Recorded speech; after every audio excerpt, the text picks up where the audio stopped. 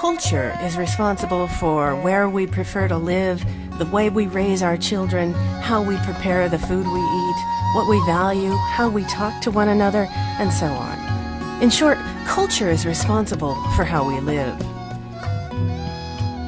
But because culture and its pervasiveness can be such an unwieldy concept, it's useful to think of cultures in some basic categories. One way of thinking about culture involves two basic categories, individualism and collectivism.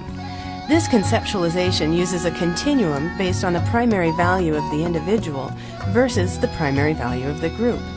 Neither value is any better than the other. In fact, both exist to some degree in all cultures.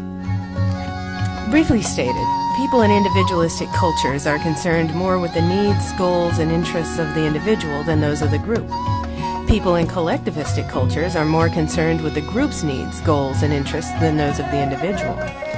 These basic orientations affect or determine our values, goals, aspirations, and most importantly, how we relate to other people in our lives. People in individualistic cultures tend to emphasize self-actualization and individual initiative and achievement. They focus on an I identity. In individualistic cultures, people are supposed to look after themselves and their immediate families only.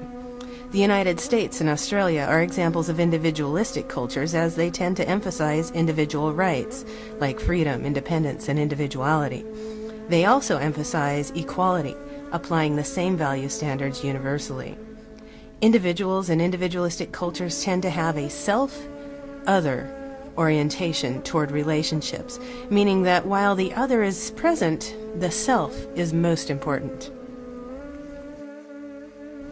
In collectivistic cultures, people stress fitting in with or belonging to the in-group, and they focus on a we identity. In collectivistic cultures, people are supposed to look after the in-group or collective in exchange for loyalty. Emphasis is placed on belonging to groups in collectivistic cultures.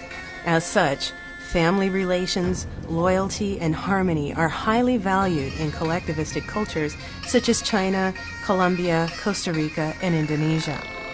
Collectivistic cultures apply different value standards based on in-group or out-group membership. That is, they apply them particularistically. Individuals in collectivistic cultures tend to have a self-other orientation toward relationships, meaning that the other is more important than the self.